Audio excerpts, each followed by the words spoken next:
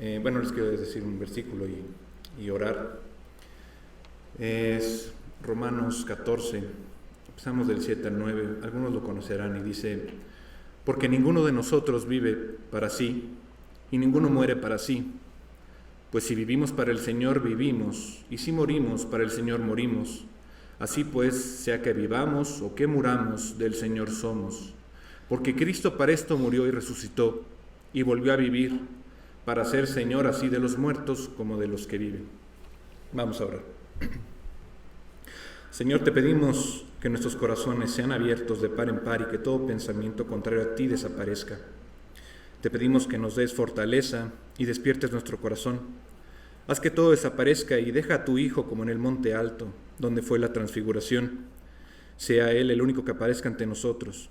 Te pedimos, Señor, que haya una sensación de tu presencia, de tu cercanía, como si nos hablaras a nuestro oído. Anhelamos escucharte esta mañana, Señor, y venimos con humildad y te pedimos que sigas dando valentía para seguir hablando de ti con el sentido de tu esperanza eterna. Y te pedimos especialmente por la familia López de Nava Velasco, que la fortalezcas y la guíes, y damos gracias por la vida de tu hija, Pati López, y la misión que cumpliste en ella en la tierra, Señor. Te damos todo a ti y te lo pedimos en el nombre de Jesús, nuestro Señor Jesús. Amén.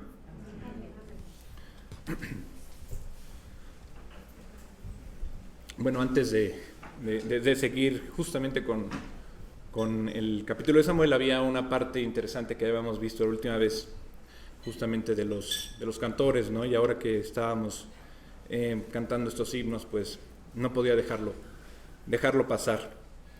Entonces, quiero que vayamos a Primera de Crónicas 6,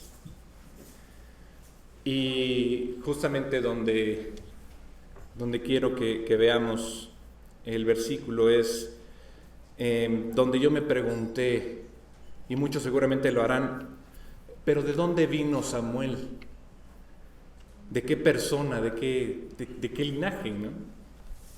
Y si leemos en Primera de Crónicas 6 y nos vamos al versículo 31, si ustedes ya los tienen por ahí, me estoy esperando, porque luego voy muy rápido. Dice Primera de Crónicas 6, 31. Estos son los que David puso sobre el servicio de canto en la casa de Jehová, después que el arca tuvo reposo, los cuales servían delante de la tienda del tabernáculo de reunión en el canto, hasta que Salomón edificó la casa de Jehová en Jerusalén. Después estuvieron en su ministerio según su costumbre. Y aquí viene lo interesante. Versículo 33. Estos pues con sus hijos ayudaban. De los hijos de Coat, el cantor Emán, hijo de Joel, hijo de Samuel, hijo de Elcana, hijo de Jeroam, hijo de Eliel, hijo de Toa, hijo de Suf, hijo de Elcana, hijo de Maat, hijo de Amasai, hijo de Elcana, hijo de Joel, hijo de Azarías, hijo de Sofonías, hijo de Taad, hijo de Asir, hijo de Abiasaf, hijo de Coré, hijo de Ishar, hijo de Coad, hijo de Leví, hijo de Israel. Justamente me detuve en esta parte de Coré. ¿Alguien se acuerda de Coré? Fue un personaje muy interesante. Y quiero irme también a un versículo en Números. Es Números 26, 11, que dice: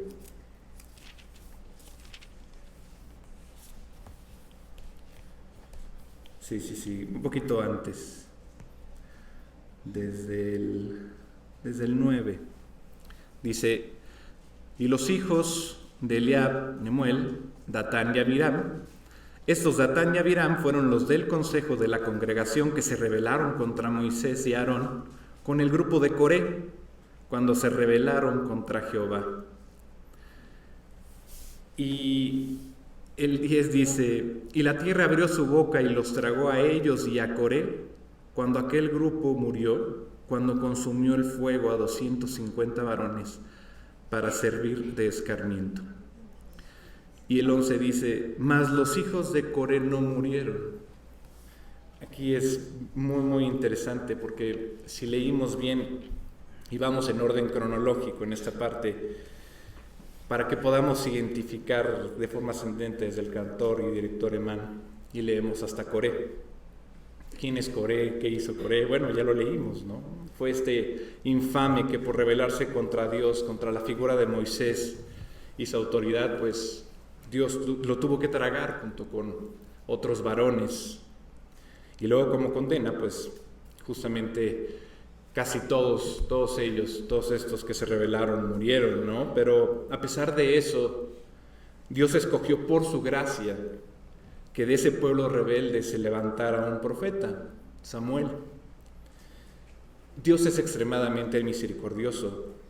Y entonces vemos aquí que a pesar del fracaso de Joel, el hijo de Samuel, hay un hombre de Dios llamado Emán, ¿no? Lo habíamos visto. Y te voy a decir algo, no importa de dónde vienes, si has experimentado el dolor, la traición, la falta del ejemplo, la falta de la educación, o la falta de tu padre o tu madre, como lo veíamos la vez pasada. No te dejes atrapar por el maligno y su mundo y pensar que estás muy mal.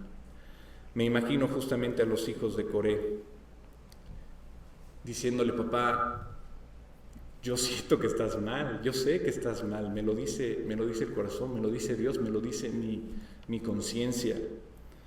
Por favor, detente. Y Coré seguía y seguía y seguía, ¿no? Ellos decidieron creerle a Dios. Los hijos de Coré decidieron seguirle a Dios. Imagínense con su esposa y con sus hijos, ¿no? Diciendo: no, Moisés está mal, Aarón está mal. Entonces nosotros tenemos que hacer algo, ¿no? Y ya se imaginan las palabras, ¿no?, de cualquier revolucionario ahí. Josué, Moisés es autoritario, ¿no? Tenemos que hacer algo. Casi se ponía a votar ahí con todos para que él saliera electo, ¿no? Y eso lo vemos todos los días en la política, sobre todo ahora, un año antes de elecciones aquí en Estados Unidos. Pero los hijos de Coré decidieron creerle a Dios. Imagínense en el momento en que los tragaba la tierra.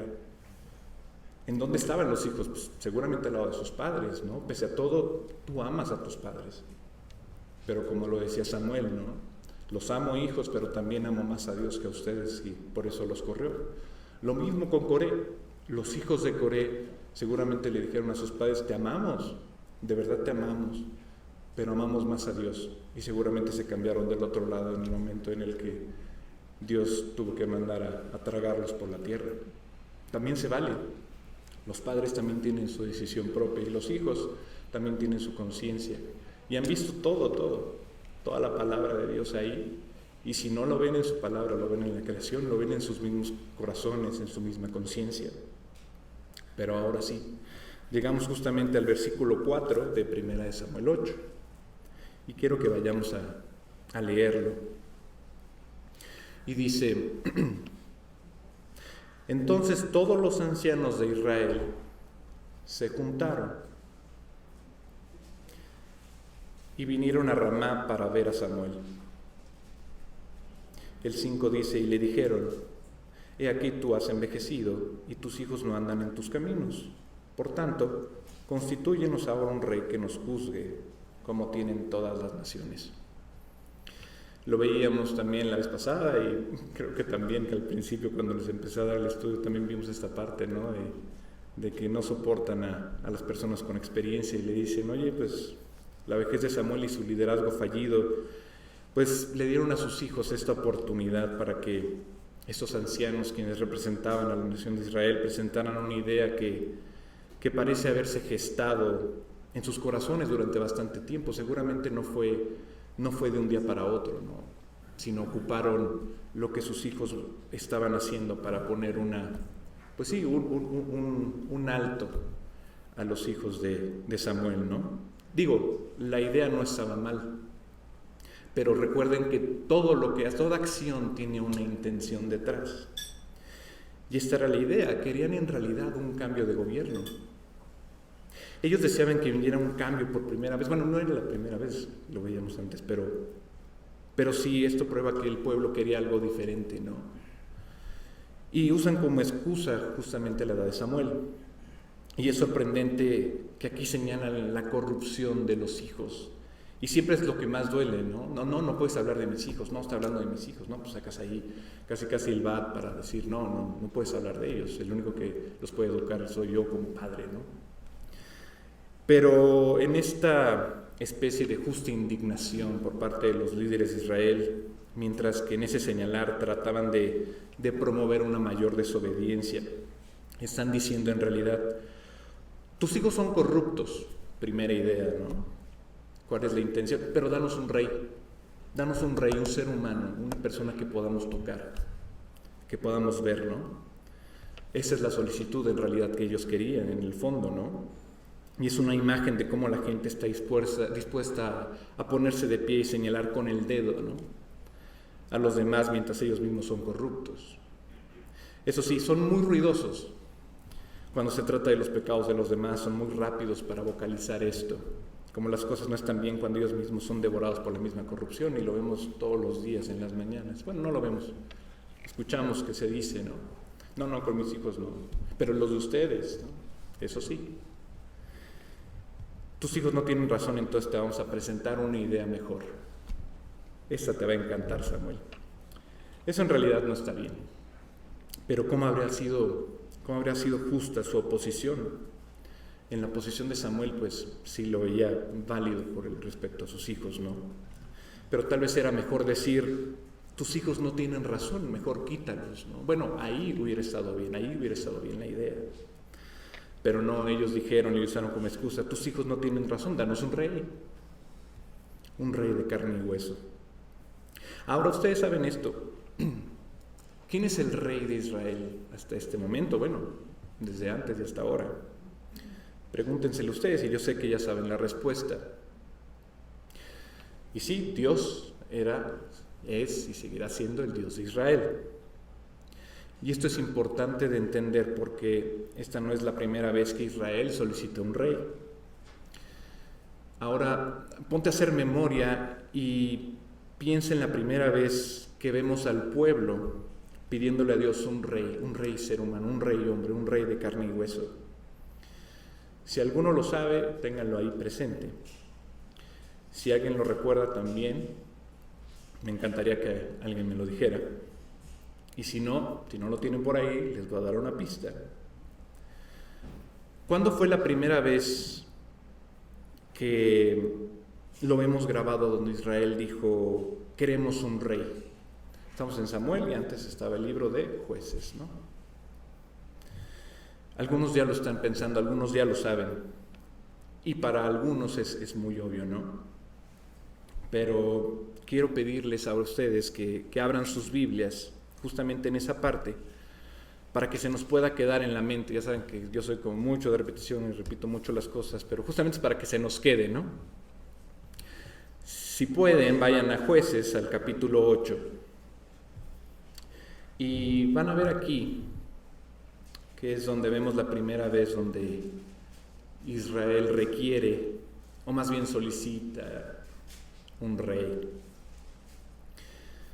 Si están en Jueces, en el capítulo 8, váyanse al versículo 22.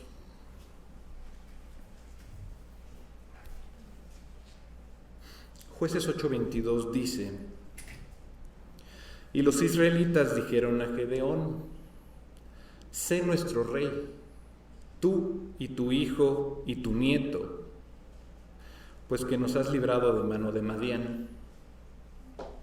El 23 dice, mas Gedeón respondió, no seré señor sobre vosotros, ni mi hijo os señoreará. Jehová señoreará sobre vosotros. Entonces, si recordamos, los jueces no eran como los reyes, ¿no? Dios era el rey. Sin embargo, los jueces sí operaban hasta cierto punto, pues como la autoridad, ¿no? Y el gobierno era el de ellos, era el de Dios, ¿no? Los jueces fueron levantados por Dios en momentos de crisis de Israel, y a través de los jueces Dios finalmente traía una liberación milagrosa para que él recibiera la gloria de todos modos, no el juez, no el hombre. Y en realidad los jueces no eran como los reyes, ¿no? Los reyes que conocemos y leemos justamente en la Biblia, ¿no? Y por ese tipo de petición implica que estaban pidiendo un rey de carne y hueso, y dijeron: queremos que tú seas el gobernante, le decían a Gedeón, ¿no? Y que tu hijo, y el hijo de tu hijo, y demás, ¿no? Tal cual la monarquía. Eso es lo que deseaban, este gobierno carnal. Pero Gedeón lo sabía muy bien, y él por esta respuesta estaba viendo aquí una ofensa, ¿no? por esta solicitud. Pero ustedes saben quién gobierna sobre todos, pero parece ser que ellos no lo sabían, ¿no? Casi Gedeón les decía: ¿por qué me piden que lo haga? ¿Por qué me piden que yo sea gobernante, no?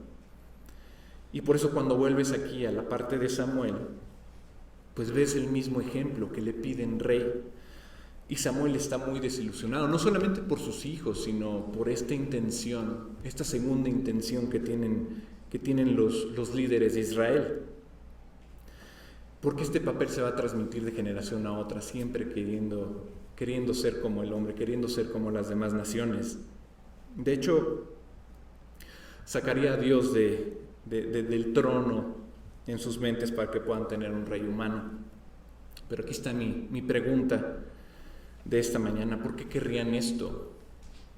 Es decir, ¿por qué quieren un rey que puedan ver y tocar? Si en el sentido general querían ser como las demás naciones, de todas formas, pues Dios estaba ahí, pero ¿por qué querían a alguien que pudieran ver y tocar, ¿no? Ahora, eso es lo que dijeron, y esa es una razón peligrosa por la que los motivó a tener un rey, ¿no? Y querer ser como el mundo, que es una idea terrible. Compararse con el mundo en lugar de pedirle a Dios que nos haga como Él, ¿no? Pero también es una cuestión de que les faltaba algo, tenían un vacío, ¿no? Si leemos 1 Samuel 8 y miramos los versículos 19 y 20, dice: pero el pueblo no quiso oír la voz de Samuel y dijo: no, sino que habrá rey sobre nosotros. El 20 dice: y nosotros seremos también como todas las naciones, y nuestro rey nos gobernará, y saldrá delante de nosotros, y hará nuestras guerras. Entonces les decía: ¿por qué querrían esto? ¿Por qué querrían Israel un rey que fuera de carne y hueso? Entonces ellos lo ven así, ¿no? Dicen: no, que Él nos gobierne, pero que salga delante de nosotros y haga nuestras guerras, ¿no? Como que les dio pereza, decía, o miedo, ¿no? También nosotros ya no queremos luchar, mejor que salga Él, ¿no? Pero no estaba Dios haciendo eso, no estaba Dios peleando sus batallas, peleando sus guerras. Es decir, lo que creo que está sucediendo con Israel es esto, que querían un rey, pero que querían justamente verlo, ¿no? Y que estuviera presente, que estuviera a la vista. Y alguien que pudiera darles una sensación más garantizada de seguridad, más garantizada de protección, ¿no? Pues se acuerdan cuando Moisés sube a hablar con Dios y le da las tablas, y abajo ya Aarón había hecho el dios ajeno hecho de oro, ¿no? O sea, ¿por qué? Porque estaba desesperado el pueblo por ver algo. Nuestra naturaleza de religiosa, ¿no? Queremos ver algo, sentir algo, quiero tocar algo. Dios era rey de Israel y Dios manifestaba su poder para salvar a su pueblo. Y a menudo, como saben, sus métodos eran, pues sí, espontáneos, ¿no? Y muchas veces requirió de una fe renovada para que el pueblo confiara en Él antes de que ocurriera algo milagroso, ¿no? Siempre Dios te empuja, ¿no? Y dice: tienes que creer, ¿no? Hasta las últimas consecuencias tienes que creer. Y ahí es donde se produce el milagro, ¿no? Y esto es lo que creo que está pasando con Israel, es decir, la gente está cansada de vivir por fe, básicamente es eso. Es demasiado puro. Y uno lo sabe, ¿no? Si a ti, antes de conocer a Cristo, antes de conocer a Dios, te dirían: no, tienes que conocer a Dios y creer en Él, ¿no? Oye, pero pues, ¿qué onda? ¿Dónde está, no? O sea, la vida del hombre es hasta no ver, no creer, ¿no? Pero con Dios es diferente, es al revés. es una vida que exige más, ¿no? Exige demasiado para algunos. Y entonces Israel mira a las naciones y ven que tienen un rey que pueden ver, que pueden ir en cualquier momento a verlo y que está ahí tangible, y no quieren creer en otra cosa que no sea algo que puedan tocar, ¿no? Y en esta última instancia, lo que están diciendo aquí es que realmente no confiamos en Dios. Es decir, todo este asunto de la fe que es tan exigente, pues le están diciendo, danos un rey, no queremos ya estar creyendo en algo que no vemos, queremos que esté ahí y que Él haga las cosas, ¿no? Bueno, esa era su idea, ¿no? Que Él haga. Y sin darse cuenta de que Dios era rey para mostrarle al mundo cómo Israel era diferente, pues su pueblo decide no vivir por fe. Incluso Dios los colocó geográficamente en un área donde, a diferencia de Egipto, que tenían el Nilo, pues Israel tenía que orarle y pedir a Dios que hubiera agua, que hubiera carne, que se dieran las cosechas, ¿no? Hasta hoy en día el mundo está maravillado por lo que hace Israel, ¿no? Una tierra que fluye leche y miel. Y que necesitaría la confianza de Dios para que la lluvia cayera, ¿no? En las correctas estaciones para que diera ciertos frutos y demás. O sea, hasta la fecha así es, ¿no? Entonces, todo acerca de cómo Dios los colocó allí siendo pues básicamente invisible y no dándoles una monarquía, fue para que el pueblo pudiera sacar esta fe. Entonces la gente está harta y dice, ya queremos algo que podamos ver, ¿no? Y mi pregunta es que si los pactos han cambiado, si muchas cosas han cambiado de aquel entonces hasta ahora, ha cambiado el principio de gobernanza de Dios para su pueblo también. Es decir, antes era el Antiguo Testamento y Dios estaba en una nube, estaba en una columna de fuego. Después viene el nuevo pacto y está Jesús, ya lo podemos ver, ¿no? Pero después se va Jesús, ¿no? Y ahora tenemos que tener otra vez fe, pero es una época de gracia, ¿no? Es decir, en realidad no ha cambiado la manera en que Dios quiere gobernar a su pueblo, ¿no? Sino que siempre ha requerido tener fe. ¿Cómo decirlo de esta manera? Digamos, tú mismo, es más, tu mismo amor por Dios, tu mismo amor por Cristo, es una expresión de tu fe. La sustancia misma de tu gozo no tiene sentido en lo natural, no lo puedes tocar. No conecta con tus sentidos, ¿no? Es decir, a pesar de que tus sentidos están aquí, tú ves, hueles, escuchas, tocas, la fe y tu gozo no proviene de eso, proviene de creer únicamente, ¿no? De saber que Dios está ahí, que Dios te quiere, que Dios te cuida, pero hasta la fecha ningún sentido lo tiene, ¿no? No puedes tenerlo, pero lo sabes de ese amor que tiene Dios por ti. Y Pedro lo dice así. Si vamos a 1 de Pedro 1:8, los que tengan su Biblia, dice algo muy interesante acerca de esto, él lo explica bien. Dice 1 de Pedro 1:8: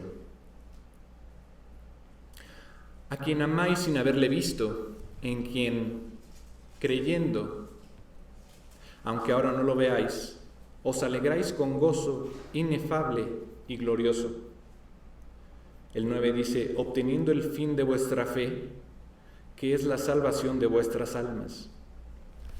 Y sí, nosotros le amamos a Él porque Él nos amó primero. Y así es nuestra fe. Y así es el gozo que te da. No se puede explicar. Entonces, aunque no lo has visto, pues tú lo amas, ¿no? No lo ves con los ojos, no lo abrazas todas las mañanas. No aparece en tu habitación y te dice las instrucciones que tienes que llevar ese día. De todas formas no las cumpliríamos, ¿no? Pero tampoco lo puedes observar con tus sentidos. Pero ¿cómo lo amas? ¿Cómo amas a alguien que nunca has visto antes? Va más allá de eso. Y justamente las madres saben de esto, ¿no? Ana, la mamá de Samuel, sabía de esto. Ya amaba a su hijo antes de nacer. Tengo una amiga que justamente tuvo una experiencia con su familia difícil, fuerte, en donde una de sus familiares iba a tener a luz a su hijo, bueno, a su hija, pero por cuestiones, ahora sí, divinas que Dios permite, ella nació ya muerta.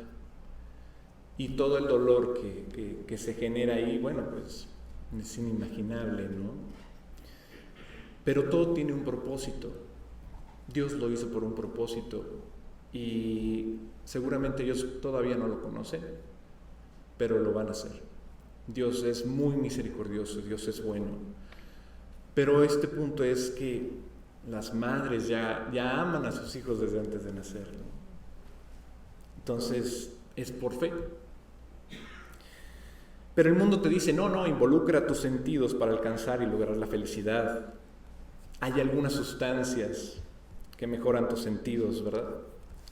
Justamente hablando ayer con una amiga y viendo que sus hijos todavía son pequeños y los puede controlar, ella decía, no, pues ahorita pues el mayor tiene 10, ¿no? Ya después pues va a ser muy complicado controlarlos, sobre todo por las tablets, los teléfonos, los amigos, ¿no? Y decía que pues obviamente antes era, oye, pues a los hijos, ¿no? Si tomaban algo, alguna sustancia, pues se quedaba el olor, ¿no? En el aliento y demás, pero hoy no. Hoy ella estaba platicándome que incluso hasta las gomitas, ¿no? O sea, les dan a los niños y ya no tienen sustancias que les gusten y ya, o sea, como que nada más de exacerba su sentido. No, ya es el tema de una medicina poderosa que pues hoy en día está pues muy vetada y ya con una ya pues hasta los puede matar, ¿no? O sea, pero ya ni huele, ya ni se ve, ya nada, ¿no? Es una pastillita y ya. Entonces está peligroso y como mamá, bueno, ella y todas sus amigas mamá y todas las madres aquí presentes pues lo saben, ¿no? Entonces el mundo hace esto, ¿no? Hace que tus sentidos, tu gusto, tu olfato, tu vista, tu oído, incluso hace que un cierto sentimiento, porque tu corazón late demasiado, se vuelva todo tangible, ¿no? Prefieren eso que platicar y creer en Dios, ¿no? Y bueno, aquí estamos como cristianos, en donde tenemos un gozo que no tiene un lenguaje para describirse, ¿no? Aparentemente, un gozo que te da Dios por medio de la fe. Y estás creyendo por algo que en realidad no ha sucedido, ¿no? Es decir, nuestra fuente de alegría es porque no tenemos tal vez el carro del año, tal vez una casa propia, no es porque tengamos incluso ropa o zapatos, digo gracias a Dios porque tenemos un lugar donde dormir, pero no es eso lo que nos da felicidad, no es eso lo que nos da gozo, sino la fuente de gozo es inexpresable en la fe, es una promesa de Dios en donde no te va a faltar nada, ni ahora ni después, es en lo que va por venir, ¿no?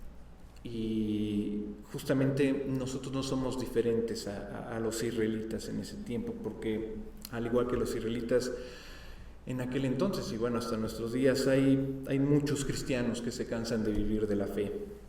Y es duro saberlo, ¿no? Porque no es fácil tal vez para algunos después de tal vez muchas pruebas, pero algunos se cansan, los más fieles siguen, pero muchos pues no. Justamente veía en estos días a varios y cuando los conocí se decían cristianos de ahora, no, pues no mencionan ni siquiera a Dios, ¿no? Pero Dios dijo que no sería fácil, ¿no? Pero valdría la pena. Dice justamente el versículo 9, ¿no? Que veíamos, dice, obteniendo el fin de vuestra fe, que es la salvación de vuestras almas. Y esto es lo que veo aquí. Veo un pueblo que no quiere vivir con fe, pero quiere vivir por vista.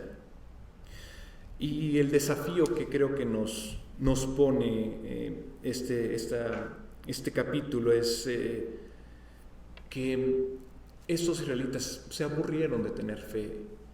Y justamente a nosotros también, pues muchas veces van a venir estas tentaciones de aburrirnos, ¿no? Es decir, como lo que veíamos, ¿no? No hay muchos cristianos que tal vez se dicen comprometidos con la palabra, con Dios, con su iglesia, con su familia, de platicarles de Dios, pero en realidad no, en realidad están aburridos y viven como viene la vida, ¿no? Tú tómala como viene y ya nada más como barco, ¿no? Así más o menos surcando, ¿no? Pero eso es lo que te hace el mundo, ¿no? Está tratando de utilizar tus sentidos y depende de tus sentidos también vivir por vista y no por fe, ¿no? Es decir, ¿a qué me refiero con la vista y no por fe? ¿No? Hay tantas iglesias hoy en día que de repente llegan los destellos, los resplandores, los reflectores, o las cosas que aparecen incluso en tu teléfono, ¿no?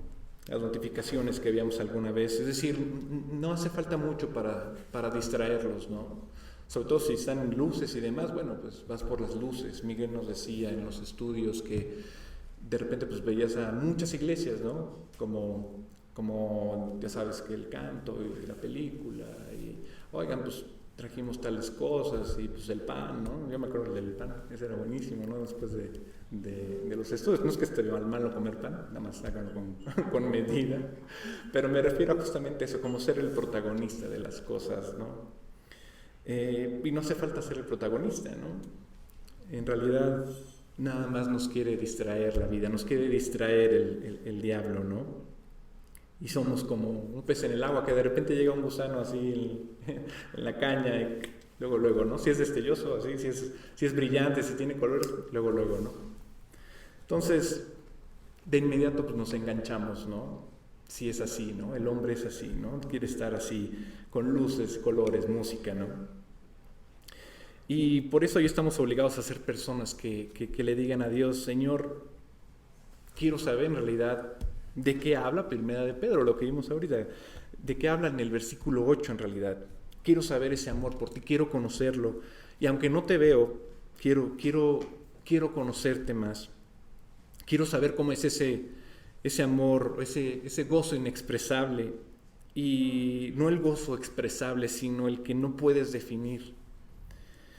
Si te pregunto, oye, ¿cómo estuvo tu comida de la semana pasada que comiste con tus amigas o tu familia o esta comida en particular que tenías agendada, ¿no?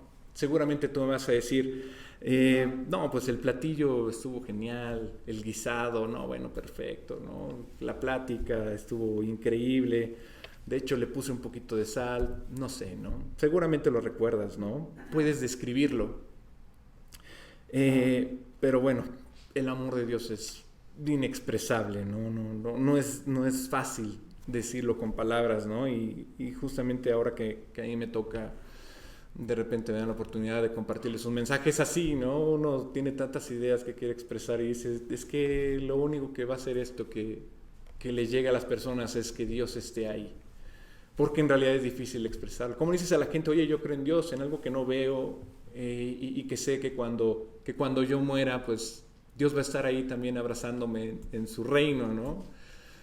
Pues, ¿cómo le dices, no? Entonces, ¿dónde están ese tipo de cristianos, no? Ese tipo de cristianos que son totalmente creyentes en esta manera de ver las cosas de Dios y no las del mundo, pues muchos están, y lo saben, misioneros en unas cuevas y tal vez no tengan todos los instrumentos que tenía Emán, ¿no? Tal vez tengan solamente uno y toquen y canten algunos salmos, ¿no? Pero están escondidos, esperando que Dios les dé la oportunidad y abrir las puertas justamente en algunos gobiernos donde no esperan que Dios sea el rey. Y seguramente conoces a algunos de los que te voy a mencionar, ¿no? Hay uno que se llama David Brainerd, y este fue un misionero que tradujo y llevó las palabras de Jesús a los nativos americanos de Nueva Jersey, pero en su propio idioma, ¿no? Y él murió por allá de 1747, pero su fe y su apasionada búsqueda de la santidad de Dios inspiró a innumerables misioneros, ¿no? Algunos son William Carey, Adoniram Hudson, Jim Elliot. Y justamente William Carey es una pionera que estuvo en la India, ¿no? y le llaman padre de los misioneros modernos allá, ¿no? Y él lo que hacía era, fue el primer misionero en la India y el primer predicador bautista que creyó en la gran comisión de Mateo, donde dice: y Jesús se acercó y les habló diciendo: todo potestad me es dada en el cielo y la tierra, por tanto id a ser discípulos, ¿no? Entonces él lo creyó y pues se fue a la India, ¿no? Justamente Adoniram y Ian Hudson fueron también pioneros, ¿no? Y estos fueron enviados también a Birmania, y lo que hoy en día es Myanmar, que bueno, tiene muchos problemas también bélicos, ¿no? Y ellos trabajaron justamente en la traducción de la Biblia en Birmania, ¿no? Para podérselos explicar, ¿no? Anne es conocida como la madre de las misiones de allá, y luchó para sacar a su marido de la cárcel y iba a todos los tribunales del gobierno, ¿no? Tratando de hablarles de Dios, ¿no? También uno que conocen, que nos ha platicado también Alex, es David Livingstone, ¿no? Que era justamente este misionero abolicionista y explorador de África, ¿no? Y él no le gustaba justamente toda este comercio de esclavos, ¿no? Estaba contra ellos, obviamente, y su posición contra el gobierno, bueno, pues sí, lo perseguían, ¿no? Otro que también seguramente lo conocen en algunas películas es John Patton, ¿no? Que trabajaba entre caníbales, ¿no? Su vida estaba llena de pruebas todos los días, ya que su primera esposa y su hijo murieron poco después de su llegada a una isla, y tuvo que huir tuvo que huir porque pues, los nativos lo querían matar también, ¿no? Pero pues él impactó mucho a Nueva Guinea, ¿no? Hudson Taylor es impresionante su misión en China, ¿no? Que justamente pues, pasó 51 años trabajando allá, ¿no? Donde millones de personas pudieron escuchar y ser obviamente inspirados por su vida, ¿no? Y bueno, hay muchos, ¿no? Que me encantaría decírselos, pero seguramente muchos te conocen. Alguno que sí me pareció muy interesante le llamaban el hermano Andrew, pero le llamaban el contrabandista de Dios. Ese es interesantísimo porque él justamente en la Guerra Fría le pusieron este apodo porque él le pedía a Dios y le decía: Señor, haz que los ojos que vean sean ciegos, para justamente pasar Biblias, hablar de Dios, ¿no? Entonces, estas personas, este tipo de misiones, dices, bueno, pues la verdad es que pues, mi misión, o sea, no es nada, ¿no? O sea, no se compara con la fe de estas personas, ¿no? Que no tenían nada más la fe.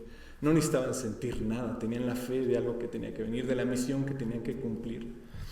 Y no con esto digo que tu misión sea poca, ¿no? Al contrario, todas las oraciones que aquí se hacen y hacemos, oramos unos por otros, son enormes, ¿no? Son enormes. Esa es el arma más poderosa que Dios nos dio. Y es la más poderosa, donde Samuel oraba y le decía a Dios, ¿no? Moisés oraba y le decía a Dios. La oración es nuestra arma, ¿no?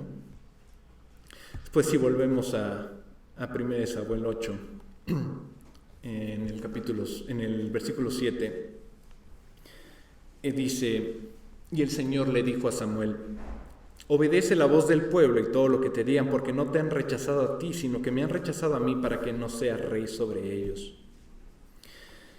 Es decir, ya el mismo pueblo le estaba diciendo a Samuel que no lo quería, pero Dios le dijo: mira, no es contra ti, es contra mí, ¿no? Y si ven un poquito antes, en el versículo 6, dice: pero no agradó a Samuel esa palabra que dijeron: danos un rey que nos juzgue. Y Samuel oró a Jehová. Me encanta el reflejo que tuvo Samuel ahí, porque es decir, dijeron: no queremos que Dios sea nuestro rey. Y en realidad lo están atacando porque él era la representación con Dios, ¿no? Entonces este ataque con Dios lo representan con un ataque contra él como hombre. Pero ¿cuál es la respuesta, ¿no? de Samuel? Dijo: él va a Dios en oración, ¿no? Es decir, cuando a ti también te ataquen, te sientas atacado, mira, ve y ora a Dios, ¿no? Porque no es contra ti. Justamente Samuel, seguramente como cualquier hombre, ¿no? Era ser humano, ¿no? Estaba disgustado, estaba frustrado, pero este hombre está demostrando lo que aprendimos en el estudio anterior con Moisés y cómo era lo que les platico ahora, que era un hombre de oración y que iba a Dios siempre. Y aquí Samuel es lo suficientemente sensible para darse cuenta de que este es un llamado en su contra y en contra de Dios, y está diciendo, Dios te está rechazando, ¿no? Primero Samuel 7, ¿no? En el capítulo anterior, cuando lo vimos, es impactante porque justamente acababan de tener un milagro los israelitas, ¿no?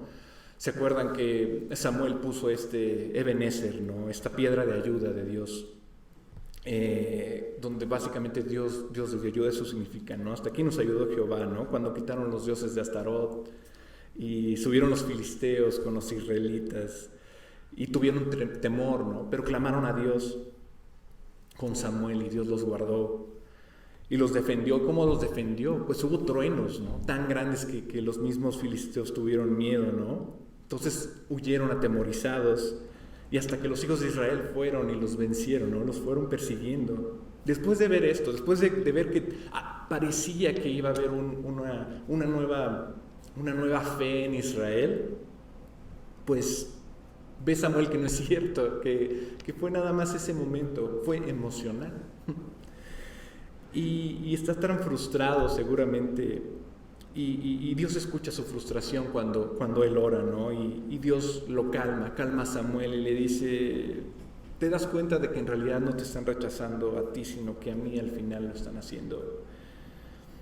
Y esta mañana es lo que les quiero decir, que aquellos que son fieles en su testimonio por el Evangelio, aunque se sientan rechazados por compartir el Evangelio, y cuando compartes una verdad bíblica, incluso con un cristiano profesante, y eres ignorado por ellos, incluso despreciado, podría decirlo así, nunca olvides que no fue contra ti. Recuerda que fue contra Dios, que fue contra Cristo. Entonces está bien, síguelo haciendo, sigue buscando las oportunidades, sigue hablando de Dios. No lo olvides.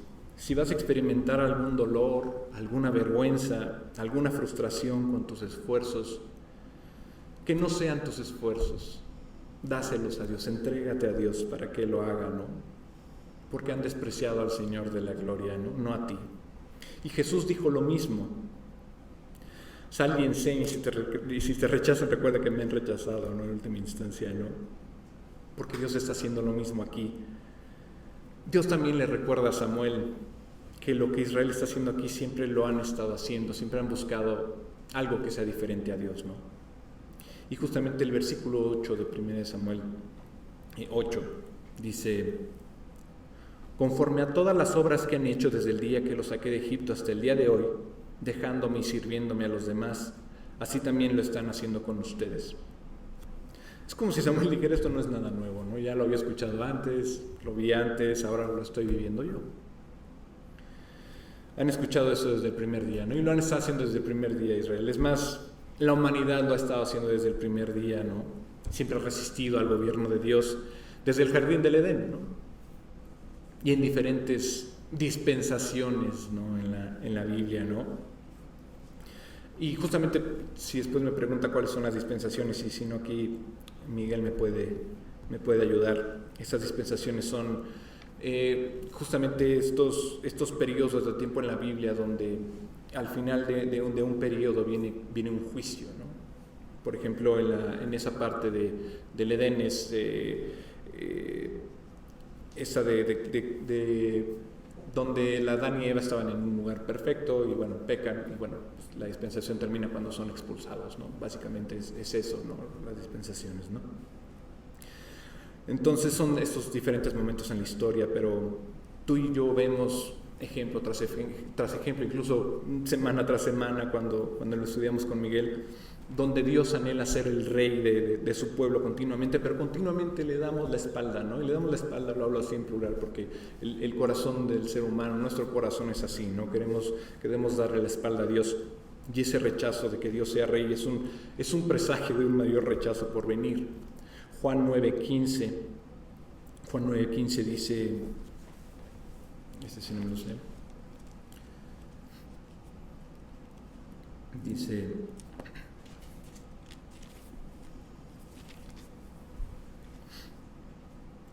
volvieron pues a preguntarle también los fariseos cómo había recibido la vista. Y les dijo: me puso lodo sobre los ojos, me lavé y veo. No, perdónenme, este no era. Bueno, perdón, ese se los va a deber, perdónenme. Y vemos de todas formas que Dios, Cristo fue rechazado incluso por los suyos, ¿no? Incluso sus mismos discípulos también huyeron, ¿no? Es normal, lo hemos visto siempre, ¿no? Pero no permitas que también pase contigo, ¿no? Ve con Dios igual que Samuel lo hizo y oró con él, ¿no? Las multitudes están pidiendo que en ese momento, cuando Jesús estaba siendo juzgado, ¿no? Que fuera repudiado, y están pidiendo finalmente que sea crucificado, ¿no? Y Pilato les dice: he de crucificar a vuestro ¿qué? A vuestro rey, ¿no? Pero el sumo sacerdote en ese momento dice: no tenemos más rey que César, ¿no? Imagínense, todo el tiempo Dios dice: yo quiero ser tu rey, yo quiero gobernar de ti. Pero siempre dice: no, nosotros no tenemos rey. Con Dios no queremos ver nada, ¿no? La naturaleza de la humanidad está empeñada en hacer que otras cosas sean reyes, en lugar de someterse al Rey de Reyes. ¿Por qué? Simplemente porque creen que hay un rey mejor que Jesús, que hay un rey mejor que Dios y que hay un mejor gobierno. Al someterse a otros dioses, a otros presidentes, a otros gobernantes, que someterse al mismo Dios, ¿no? Piensan que hay más libertad, que hay más provisión, que hay más seguridad, que hay más protección, que hay más éxito incluso al someterse a otros gobernantes que no sea Dios. Y obviamente siempre hay algo atractivo, ¿no? en las naciones que nos rodean, en las naciones que rodeaban a Israel, ¿no? Y bueno, en otro momento, desde Génesis hasta Apocalipsis, bueno, ustedes saben, los hombres siempre diciendo: no queremos a Dios. Pero Dios siempre va a ser fiel. Dios nos va a dar lo que en realidad queremos, ¿no? Porque nos dio un libre albedrío. Sin embargo, lo has escuchado muchas veces antes, pero eso es lo que pide en realidad Samuel que hagas. Y es justamente ese versículo 9, ¿no? Ahora pues, obedeced su voz, solamente les advertirá solamente y les mostrará los caminos del rey que reinará sobre ellos. Lo que dice aquí, le dice Dios a Samuel, es: mire, está bien, si quieren otro gobierno está bien, pero soy tan buena onda, soy tan misericordioso, que me voy a abrir con ustedes y les voy a decir, ¿no? lo que va a pasar, pero no va a ser bueno. Pero Dios es misericordioso y no deja a Israel. Pero como querían un rey, se los da. Pero Dios le dice: bueno, adviérteles, ¿no? Lo que va a venir en camino. Entonces, si tú en un momento dado, o si no conoces a Dios, a los que escuchan, a los que ven este mensaje, si quieres un gobierno que no sea el de Dios, piénsalo, porque no vas a vivir con la paz o la tranquilidad que te promete. No vas a vivir con unas batallas que sean tuyas. Crees que otro las va a librar, pero no, las batallas van a seguir siendo tuyas.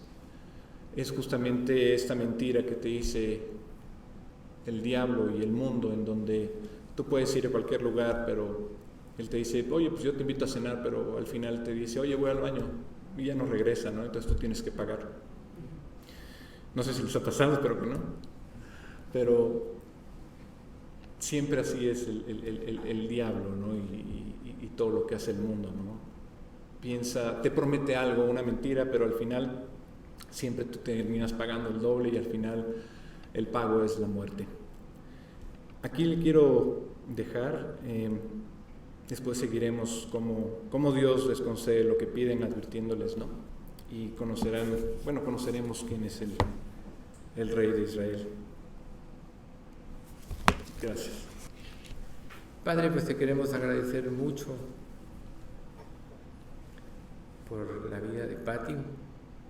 Ahora ya no está con nosotros, pero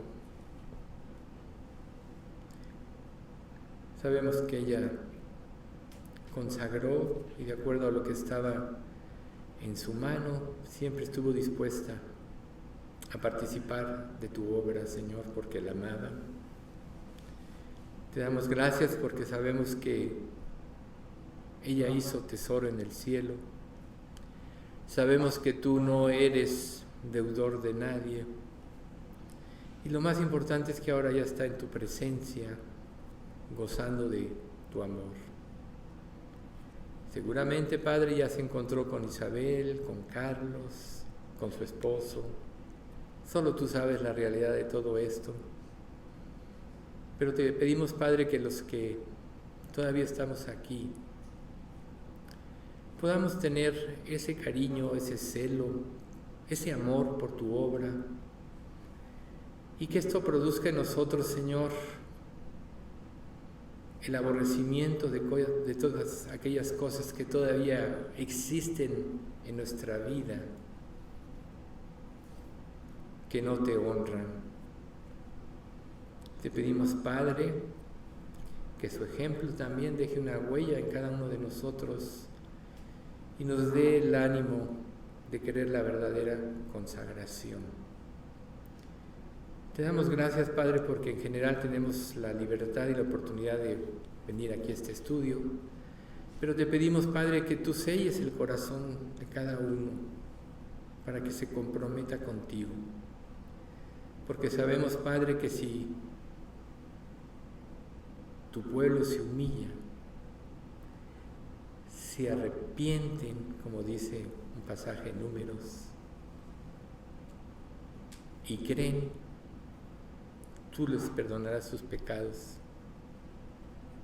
y los redimirás de toda angustia. Eso queremos, Padre, que perdones todas aquellas dilaciones que hemos tenido, aquella falta de compromiso, aquella falta de seguridad, esa falta de fe, Señor, y te pedimos que nos la otorgues, sobre todo ahora que vemos que nuestro tiempo en este mundo es limitado. Permítenos honrarte con nuestras vidas, Padre, como lo hizo Patti, y danos ese compromiso contigo, porque a ti es al que vamos a servir, a ti es al que vamos a dar cuenta. Ponemos en tus manos nuestra iglesia, la cual también amó mucho Patti, como dijimos, y te pedimos que nos des ese amor y ese compromiso a todos. Te pedimos esto en nombre de nuestro Señor Jesucristo. Amén.